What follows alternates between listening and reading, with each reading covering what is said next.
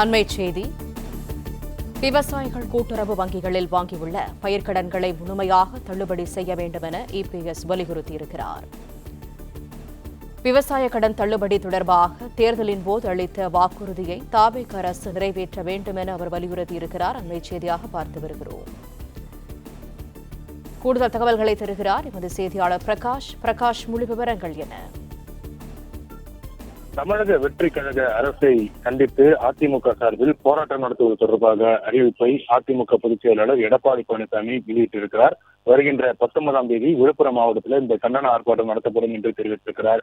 விவசாயிகள் கூட்டுறவு வங்கிகளில் வாங்கியிருக்கக்கூடிய பயிர்க்கடன்களை தள்ளுபடி செய்வது சம்பந்தமாகவும் ஏற்கனவே அளித்திருக்கக்கூடிய தேர்தல் வாக்குறுதியை நிறைவேற்றிடவும், தமிழ்நாட்டில் நிலவி வரக்கூடிய அறிவிக்கப்படாத மின்வெட்டை போர்க்கால அடிப்படையில் சரி செய்திடவும் தாவேக அரசை வலியுறுத்தி விழுப்புரம் மாவட்டத்தில் வருகின்ற 19ஆம் தேதி கண்டன ஆர்ப்பாட்டம் நடத்தப்படும் என்று தெரிவித்திருக்கிறார்.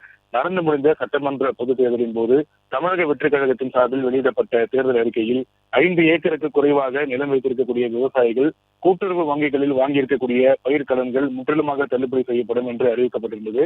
அதே போல 5 ஏக்கருக்கு மேல் நிலம் வைத்திருக்கக்கூடிய விவசாயிகள் கூட்டுறவு வங்கிகளில் வாங்கியிருக்கக்கூடிய பயிர்க்கடன்களில் 50% தள்ளுபடி செய்யப்படும் என்று வாக்குறுதி அளிக்கப்பட்டிருந்தது. தகவல்களுக்கு நன்றி பிரகாஷ்.